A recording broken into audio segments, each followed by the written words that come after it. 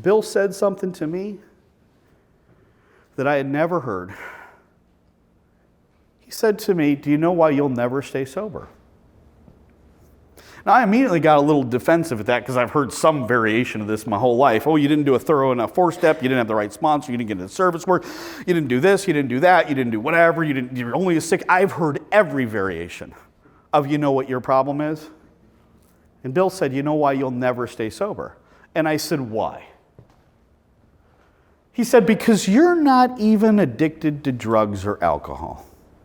Now, only a drug addict will get offended when somebody accuses them of not being addicted to drugs and alcohol. And I began to argue with him, and I said, "Bill, I'm worse than you are. I know your story. I've been to 25 It was a big dude, so I didn't want to fight him.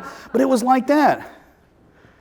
And because he was a lawyer, and I had this idea, and I respected him, what do you mean? He said, "You're not even addicted. You know what you're really addicted to?" And I said, "What?" He said, "You're addicted to avoiding uncomfortable feelings, things, and situations, and it dictates every single move you make, and I've been watching you for years." He said, "You're an expert at feeling better, and you suck at getting better, because for you to get better, you got to do some uncomfortable things." He said, "I watch you. You know what? You sit by the pretty girl in the meeting. You don't sit by the uncomfortable dude. Everything you do, you go to coffee instead of a four-step. You don't commit to these all these things."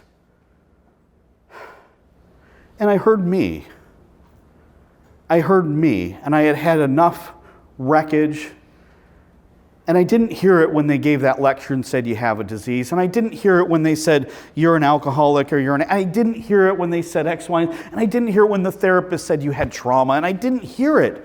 I just didn't, and I'm not saying I was right or wrong, I'm just saying you have to find yours. I was addicted to avoiding, and I looked back on my life, and it just made sense to me.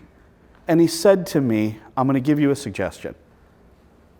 Just do the uncomfortable parts of recovery and watch what happens."